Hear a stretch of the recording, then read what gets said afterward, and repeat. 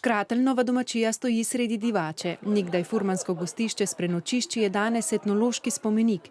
Iz te odprte kuhinje je še sredi 19. stoletja dišalo in se kadilo. Danes skozi ta vrata vstopamo v tovarno sanj in v stalno muzejsko zbirko posvečeno prvi slovenski filmski zvezdi. Torino tukaj doživimo vse svoji veličini. Spoznamo jo kot izjemno igralko, kot igralko nemega filma in kot igralko tudi zvočnih filmov. Doživimo jo skozi fotografije, skozi njene predmete. In igrano-dokumentarni film Silvana Furlana, ki se mu porodi zamisel po širitvi zbirke v prvi pravi muzej slovenskih filmskih igralcev. Občina Divača in Slovenska kinoteka priredita arhitekturno delavnico. Zmaga mlada ekipa, ki za svoje delo prejme tudi najvišje arhitekturno priznanje Plečnikovo odličje.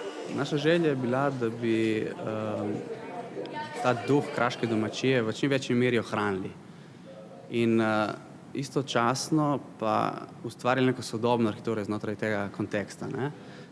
Nismo hoteli nekako potvarjati ali pa posnemati staro kraško arhitekturo, ampak z njo vzpostaviti nek spoštljiv odnos.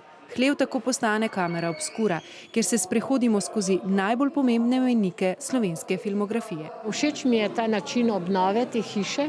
Všeč mi je ves material, ki so ga uspeli zbrati, in vesela sem, da se je kar veliko filmskih in tudi sicer gledaliških igralcev odločilo, da so svoje stvari podarili temu muzeju. Med njimi je tudi igralec Matija Barl, ki v filmski svet zavedno vstopi kot kekec. Prvi film za otroke, ki je postal kulten, in tako se rodi še ena legenda slovenskega filma. V tistih časih, ko je Ita Rina postala slavna, je film bil neverjetna senzacija.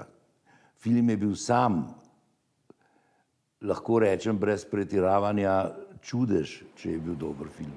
Igralci so bliže avtomatično nadnaravna bitja.